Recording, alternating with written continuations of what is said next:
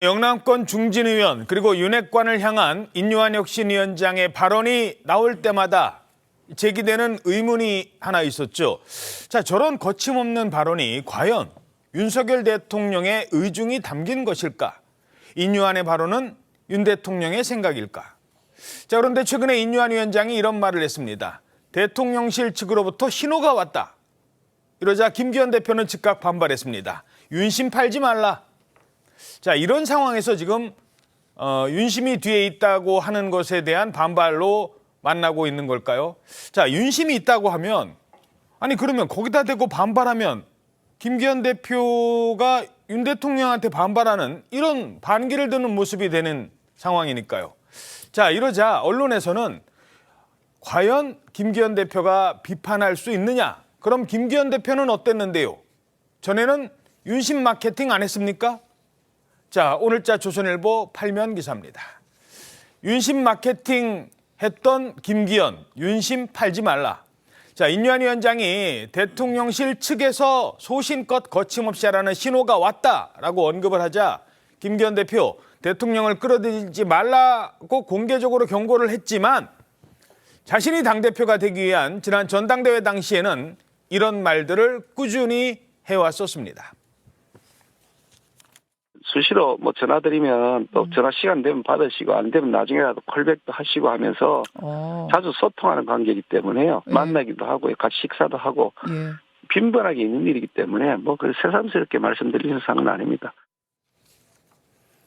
자, 윤심 마케팅으로 당대표직에 오른 김기현 대표가 할 얘기는 아니다라는 지적도 나오고 있는 겁니다. 하지만 김기현 대표도 억울할 겁니다. 아니, 전당대회 때 당선되기 위해서 대통령과 친하다는 얘기와 지금 누군가 열심히 싸우고 있는데 그중에 한 사람이 내 뒤에 대통령이 있어요. 이런 신호가 왔다라는 얘기를 하는 건 분명 다르기 때문이죠. 자, 어찌됐든 이렇게 기자들의 질문 한마디 했더니 이 얘기했다고 문제가 커지고 또 저 얘기하면 저 얘기했다고 문제가 커지고 해석을 낳고 갈등이 커지니까 오늘 두 사람이 잠시 뒤에 9시 반에 직접 만납니다. 과연 두 사람이 어떤 얘기를 할지 지금부터 따져보겠습니다. 자, 먼저 이 인유한 위원장의 얘기부터 들어보시죠. 처음에 어떻게 시작이 됐는지 이 발언의 시작은 대통령실 측으로부터라는 이 발언 때문이었습니다. 그냥 지금 하고 있는 거를 그냥 소신껏 생각껏 맡아서 임무를 좀 끝까지 그렇게 우리 당과 우리가 필요한 거를 그냥 거침없이 해라. 이런 신호가 와서요. 지적할 것 지적하고 아주 긍정적으로 개입을 하지 않겠다. 전혀.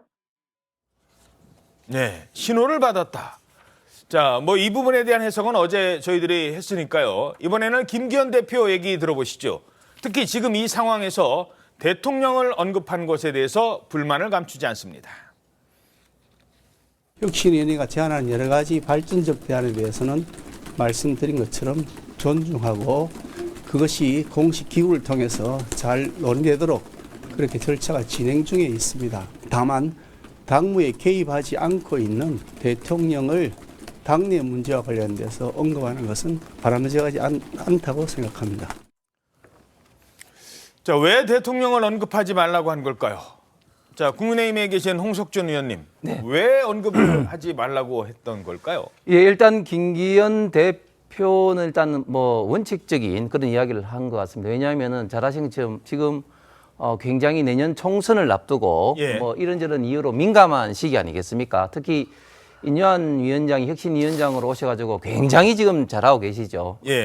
정책 아젠다를 지금 계속 던지면서 첫 번째 통합, 두 번째 희생, 세 번째는 이제 미래, 청년 세대를 이야기하면서 우리 당의 분위기가 강서구청장 보궐선거 패배의 분위기에서 굉장히 많이 이제 일신이 되고 있는데 그런데 이제 이런 시점에서 이제 희생을 이야기를 하면서 영남권 중진이라든지 윤핵관이라든지 이런 것을 이제 언급을 하면서 희생을 이야기하는데 사실은 본인들 입장에서는 정치 생명이 걸린 굉장히 좀 중요한 이슈 아니겠습니까? 그렇죠. 예. 그렇게 중요한 이슈에 대해서 본인들이 결정할 시간도 필요하고 또 저희 지금 당내 분위기는 내년 총선에서 승리해야지 이제 윤석열 정부가 제대로 대한민국의 미래를 위해서 일할 수 있다. 이런 공감대가 형성된 가운데서 본인들이 희생을 통해서 총선에 승리한다면 뭐 얼마든지 하겠다는 그런 작은 미랄이 되겠다는 그런 어떤 의식은 팽배하지만 그러나 이제 시기라든지 또 본인의 어떤 전반적인 어떤 자발적인 의사를 어떻게 하겠다든지 이런 거는 여러 가지 생각이 복잡한데 자꾸 이제 대통령 이제 하게 되면 마치 뭐 그 명예에서 움직이는 것처럼 그렇게 이제 비춰질 수도 있고. 마치 이제 등 떠밀리는 것처럼. 그렇습니다. 그렇습니다. 예. 그리고 이런 과정이 이제 굉장히 그 시기라든지 이런 게 좀 중요하기 때문에 예. 당 대표 입장에서는 지금부터 대통령을 언급하는 것은 굉장히 당을 위해서나 상대방을 위해서나 뭐 여러 가지 면에서 좀 부적절하다. 이런 어떤 방향에서 원칙적으로 언급을 하신 것 같습니다. 예. 자, 뭐 인유한 위원장도 대통령이 그렇게 얘기했어요라고는 안 했고 대통령실 측으로부터 그런 신호를 받았다. 그럼 누가 얘기를 했을까? 그래서 어제 저희들 분석으로는 뭐 정무수석이나 이런 사람들을 통해서 아마 얘기를 들었을 거다라고 했어요. 그런데 이게 또 논란이 되잖아요. 그럼 대통령실은 인유한 위원장의 힘을 실어주는 건가? 그랬더니 대통령실에서도 입장을 냈어요. 아무래도 기자들도 궁금하기 때문에 많이 물어봤을 텐데 대통령실은 그동안은 말씀하셨던 것처럼 혁신위원회의 어떤 움직임에 대해서 별다른 입장을 내지 않아 왔었습니다. 예. 그런데 이번에 인유한 위원장의 윤 대통령 측 신호 이런 구체적인 발언에 그에 대해서는 그런 건 없다. 당에서 알아서 하는 것이다. 이렇게 말을 했습니다. 그런 것 없다. 그런 것 없대요. 아니 이건 또 무슨 얘기예요 지금? 어떻게 해석하십니까? 사실 뭐 인유한 위원장께서 뭐 전혀 없는 얘기를 했을 리는 없으니까 이게 지금 누군가에게 전해서 들었다는 얘기잖아요, 지금. 그렇죠? 그러니까 그 원래 발언 자체가 어느 시점에 나왔는지 자체도 확인은 되지 않아요. 근데 누군가가 정치인으로 뭐 처음 데뷔하거나 이럴 때 우리 덕담 해주잖아요. 소신껏 열심히 해주시기 바랍니다. 요 정도 얘기예요, 지금 이 얘기도. 근데 그 얘기가 지금 시점에서 들리니까 이게 지금 인유한 위원장이 해왔던 개개의 발언에 대해서 혹시 지시가 있었거나 윤심이 거기에 추인을 해주는 그런 모양새가 지금 있었던 게 아니냐. 이러니까 이제 TPO에 따라서 다르게 들리는 거거든요. 똑같은 말도 취임할 때랑 지금이랑은 좀 달리 해석될 수 있는데 이 발언 자체도 전해 들었다는 거기 때문에 원래 이 발언도 언제 있었는지 알 수 없고 전해준 사람마저도 소신껏 하세요란 차원에서 했을 가능성이 있거든요. 그러니까 인유한 위원장이 지금 자기가 혁신 의제를 던졌을 때 잘 안 풀리고 지금 시간이 조금 가는 거에 대해서 답답한 마음에서 이렇게 얘기하셨을 수 있는데 이게 내 혁신 아니라는 거는 국민의 뜻을 받았고 그것은 상식에 의한 것이기 때문에 윤 대통령께서도 공감하실 겁니다. 이런 차원에서 얘기한 것일 뿐이지 그 개개의 내용에 대해서 지금 윤 대통령이 별도로 지금 얘기했다 이런 건 아니고 그리고 윤 대통령께서도 그냥 당에서 알아서 잘 했으면 좋겠다라는 차원에서의 얘기가 누군가 전달하면서 지금 얘기처럼 되는 거에 대해서는 달리 보일 수 있는 건 차단해야 되기 때문에 그 의미가 아니다. 그런 내용으로 발언한 적은 없다라고 얘기했기 때문에 두 개 다 모순되지는 않고 윤 대통령 측에서는 얘기가 나왔더라도 정말 그냥 덕담 차원의 얘기를 지금 언급된 거다. 이렇게 볼 수밖에 없을 것 같습니다. 자, 뭐 이런 얘기, 이 사람 정말 좋은 사람이에요. 이렇게 얘기할 수 있죠. 근데 둘이 한참 싸우고 있는데, 이 사람 좋은 사람이에요. 나 좋은 사람이라고 전에 얘기했어. 라고 하면, 이게 그 얘기한 사람은, 그때 얘기랑 지금 얘기랑은 좀 다르지라고 할 수 있어요. 자, 일단 지금까지 상황 어떻게 보십니까? 저는 지금 이 논란의 핵심은 윤심이 뒤에 실렸느냐 안 실렸느냐 이게 핵심이라고 봅니다. 저는 한 두 가지 측면에서 윤심이 실렸다고 보는데요. 일단 인유한 위원장이 진정성이 저는 있다고 봅니다. 저분이 뭐 없는 말을 지어낼 사람은 아니다. 저는 이렇게 믿고 있고요. 두 번째 이제 이용이라는 국회의원께서 이제 재빨리 이제 불출마 선언을 했는데 그분이 하태경 의원이 말씀하셨다시피 윤심을 가장 잘 알고 있는 분이다. 이렇게 말씀을 하셨잖아요. 그 말고도 또 여러 가지 정황상 뭐 장제원 의원이 권력자의 자기는 권력에 맞서겠다. 그 장제원 의원이 말한 그 윤핵관 중에 윤핵관인 장제원이 말한 그 권력자라는 게 인유한이겠습니까? 저는 그게 아니고 용산이라고 보는 거죠. 저는 이제 윤심이 실렸다고 보는데 왜 그럼 대통령실에서는 부인을 하느냐? 중진들이 윤핵관들이 안 따르니까 실렸다고 하면 안 되니까 안 실렸다고 보는 거죠. 저는 대표적으로 지금 가장 이해할 수 없는 분이 김기현 대표입니다. 저분은 이제까지 용산의 전폭적인 지지를 받아서 당대표가 되셨고 그 이후에도 우리 대통령실이나 용산의 의중을 저는 성실히 이행해 왔다고 보는데 지금 막상 이제 본인의 거취가 문제가 되니까 저렇게 이제 반발하고 나선다. 저 까닭은 뭐냐 하면은 저게 지금 김포의 서울 편입에서도 나타난 바와 같이 지금 뭐 유정복이나 서병수나 김태형이나 이런 중진들 지방자치단체장들이 이제 강하게 정부의 방침이나 당 지도부의 뜻에 지금 방지를 들고 있는데 저거는 이제 저는 한마디로 말해서 보궐선거, 강서구청장 보궐선거에 지고 난 이후에 윤석열 대통령의 레임덕이 시작된 징후가 아닌가 저는 이렇게 보고 있습니다. 예. 자, 이런 가운데 오늘 김기현 대표와 인요한 위원장이 잠시 뒤에 9시 반에 본격적인 회동을 갖습니다. 오늘자 동아일보 6면 기사입니다. 김기현, 인요한 위원장 오늘 회동을 갖는다. 윤심거론 갈등에 봉합을 시도할 것 같다라는 겁니다. 자, 이 상황에서 윤심을 거론하면 그거는 이 문제를 나한테는 입을 막겠다는 거다. 뭐 이런 얘기 아니냐. 공감대 있었다고 하는데 무슨 공감대냐. 이렇게 얘기를 하는 겁니다. 자, 김기현 대표가 회동을 먼저 제의를 한 것으로 알려졌는데 자, 뭐 인요한 위원장 입장 쭉 전해드렸으니까 여기서 그러면 쫓겨나듯 밀려나가는 게 과연 올바른 정치인가에 대한 이런 입장도 좀 들어봐야 될 것 같습니다. 영남권에서 정치를 하시니까 좀 뭐 우문을 현답 부탁드리겠습니다. 아니, 영남에서 정치하면 그냥 쉬운 거예요? 진짜 공천만 되면 되는 거예요? 양면이 있는 것 같습니다. 일단 호남과 이제 영남과 이제 비슷한 면이 결국 이제 당세가 굉장히 강한 지역 아니겠습니까? 예. 그렇기 때문에 본 선거는 상대적으로 수도권에 비해서는 굉장히 좀 쉬울 수가 있죠. 그런데 당세가 강하다 보니까 그 예선전이 당의 후보로 되는 그 과정이 또 굉장히 또 치열한 상황이죠. 그렇죠. 공천이 상당 부분 좌우하죠. 그렇습니다. 그 다음에 또 이제 이런 어떤 총선 때만 되면 이제 영남권 다선 의원들이 비애가 항상 이제 물갈이 내지는 혁신이란 이름으로 용태, 험지 출마 이런 이야기가 나오면은 항상 타겟 대상이 되는 지역이 또 영남권 지역이다 보니까 이게 지역에서는 이런 식으로 돼서 이제 큰 인물이 좀 이렇게 클 수가 없다. 예. 그런 또 우려도 굉장히 많이 발생하고 있습니다. 그리고 저 같은 경우도 이제 초선이지만 딱 경험해 보니까 제가 여러 가지 특이라든지 활동을 많이 하고 있는데 총선 딱 돼서는 영남권은 가급적 배제 이런 원칙을 딱 하기 때문에 이런 것도 말 못할 좀 비애가 좀 있습니다. 예, 그러니까 전면의 정치에 나서지 왜 않느냐. 그러니까 맨 지역만 챙기고 왜 가장 중요한 야당과의 뭐 싸움이라든가 지금 같은 경우 민주당에서는 여러 얘기 나오잖아요. 뭐 마스크 썼다고 하지만 대통령 면전에서 물러나라고 하는 사람이 있는데 거기다 대고 뭐 영남권 의원 중에 제대로 나온 사람 있느냐 뭐 이런 얘기가 그래서 수도권이 지금 더 어려운 것 아니냐라는 얘기가 있거든요.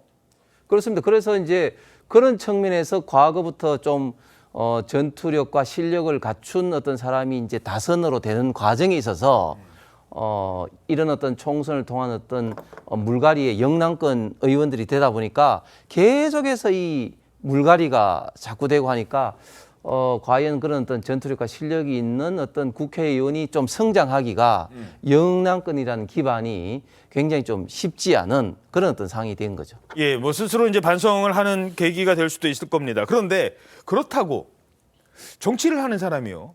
지금 홍 의원께서도 그 지역에서 초선 의원이십니다만 뭐 4년 전부터 정치하신 거 아니잖아요. 그 전부터 사실 갈고 닦은 거잖아요. 그래서 초선 의원 되신 거고 거기서 한 3선 하려면 아마 그 지역에 있는 많은 사람들의 이름 뭐 길 가다가 누구 저 알아요? 의원들한테 막 그런다면서요. 사람들이 저 알아요? 어떻게 알아요? 그래도 막 아는 척 해주고 그렇게 해서 민심을 다져놓았는데 내가 12년 동안 나가라? 그것도 쫓겨나든 나가라? 그건 아니지 않느냐는 의견도 있어요. 그렇습니다. 굉장히 그 정치인으로서는 그런 상황이 되면 뭐 비애를 넘어서 지금까지 했던 정치 전체적으로 이제 회의를 많이 좀 느끼게 되는 거죠. 그래서 용태를 하든 험지 출마를 하든 뭐 본인의 어떤 희생으로 인해서 당이 총선에 승리한다면 하긴 하겠지만 그렇게 뭐 상대방에 의해서 등 떠밀리듯이 그렇게 가서는 결코 아름다운 모습 아니까 그런 거는 다들 거부를 하죠. 예. 자, 영남 출신입니다만 민주당에서 정치하신 분은 이 상황을 어떻게 보십니까? 지금 홍석준 의원이 여러 가지 말씀을 하셨는데 저는 죄송한 말씀이지만은 영남권의 특히 TK 지역의 국회의원은 선출직이기보다는 임명직이라는 그런 우리가 비아냥을 좀 하거든요. 왜냐하면 말씀하셨다시피 공천이 결정적으로 중요하니까.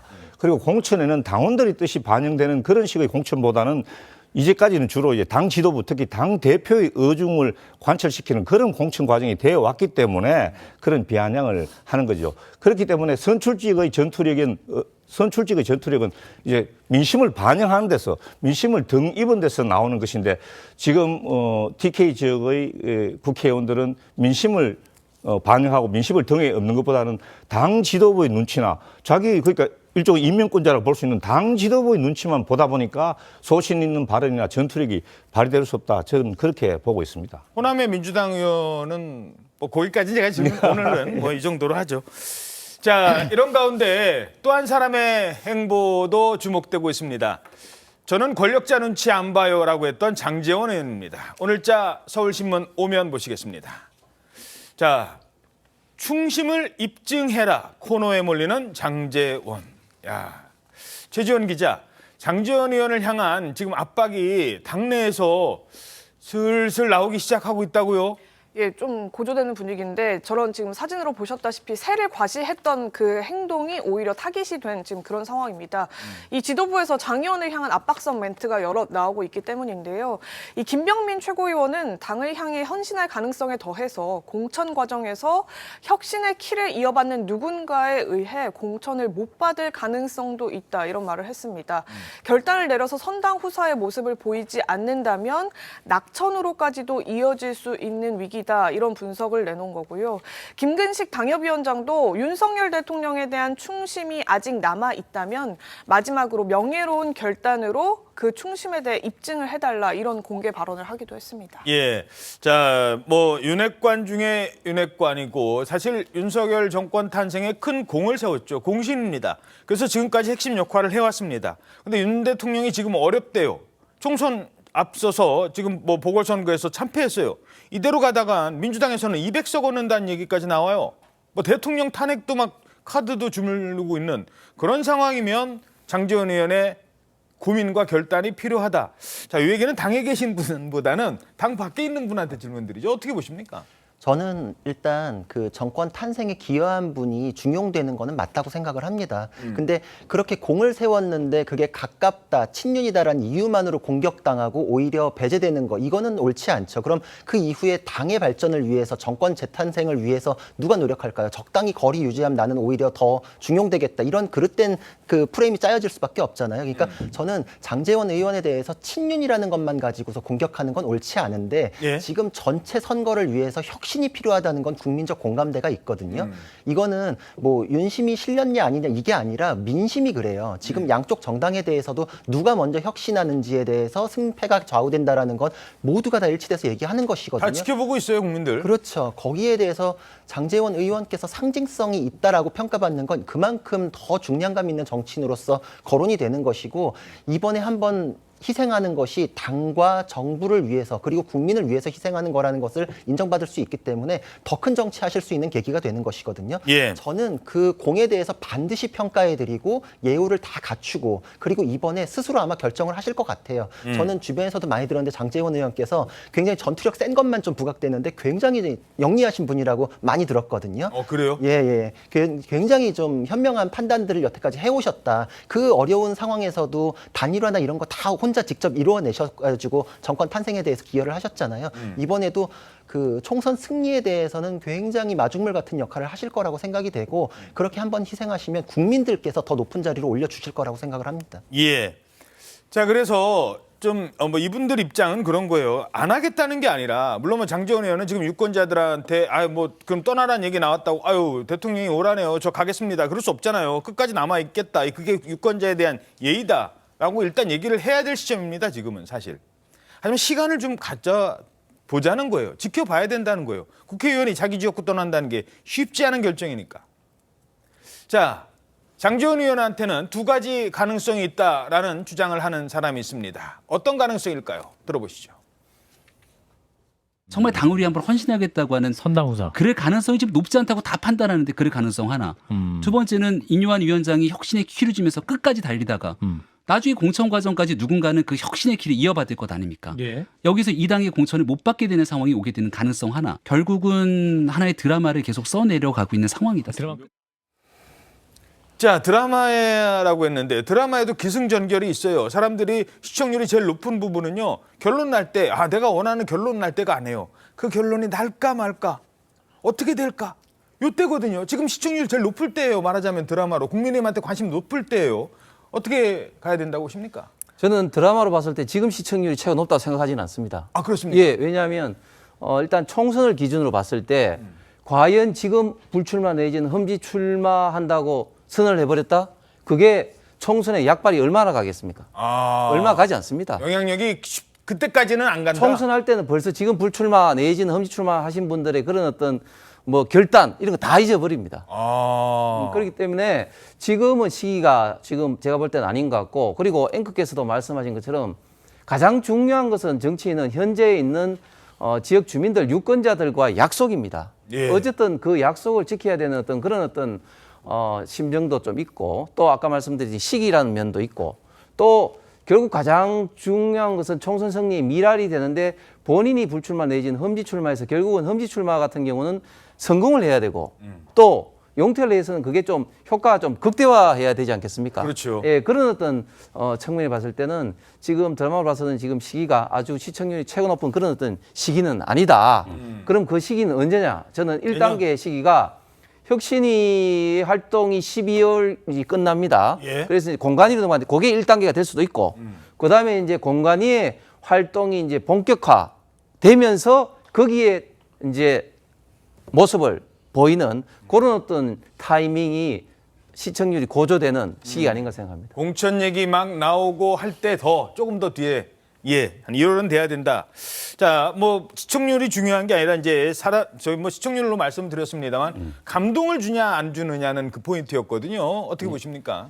지금 저는 장제원 의원 저 반발을 보면서 떠오르는 단어가 윤핵관 해체라는 말이 떠오르거든요. 근데 윤핵관을 해체하고 있다는 게 아니고 누가 해체를 시키고 있다. 저는 이렇게 보는 거죠. 누가 시키고 있다? 저는 용산에서 시키고 있다고 봅니다. 왜냐하면 좀 윤핵관 중에 윤핵관이라고 불리는 저 장제원 의원이 저런 정도의 반발을 하고 나서는데 저는 왜 정말로 윤핵관이고 대통령하고 친하다면 왜 사전 조회를 안 했냐는 거죠. 언제든지 전화할 수 있는데. 네, 언제든지 전화해가지고 서로 할 수 있고 이렇게 이뇨한 위원장이 중진 윤핵관 험지 출마를 이야기할 테니까 어떻게 하라고 충분히 협의를 하고 했으면은 저는 저런 일이 벌어지지 않는다고 보는 거죠. 또 그리고 지금 중심을 말씀하셨는데 저는 장제원 의원이 국민의힘 당에 대한 중심은 남아있을지 몰라도 이제 이런 지경에 왔으니까 저렇게 말씀하시는 분이 대통령에 대한 중심이 지금 남아있겠습니까? 저는 그렇다고 보지 않거든요. 지금 권력에 맞서겠다고 이야기하는데 아까도 말씀드렸다시피 그 권력이라는 것이 이뇨한 위원장을 말하는 건 아니지 않습니까? 권력에 맞서겠다는 것은 자기가 용산과 대통령에 맞서겠다는 뜻으로 많은 국민들은 이해하고 있을 거란 말이죠. 그래서 저는 지금 장제원 의원을 비롯한 저는 윤핵관들, 중진들의 집단적인 반발이 아까도 말씀드렸다시피 강서 보궐선거 참패 이후에 나타난 대통령의 레임덕의 징후라고 저는 봅니다. 예. 자, 시간이 좀 필요하다라는 말들이 많은 것 같습니다. 그러니까 지금 당장 뭐 어떻게 한다. 아까 뭐 홍 의원께서도 지적하셨습니다만 지금의 상황과 선거 막판으로 갈수록 이 상황이 달라지기 때문에 그분들에게도 그러니까 지금 거론되는 뭐 주호영 의원, 김기현 대표, 뭐 장제원, 권성동 이런 분들에게도 시간을 줘야 된다. 아마 현명한 결론이 나올 거다라고 지켜보는 것 같습니다. 9시 반이라니까요. 한 10분 정도 남았는데 10분도 채 안 남았는데 혹시 두 분 만나는 장면이 들어오면 전해드리도록 하죠.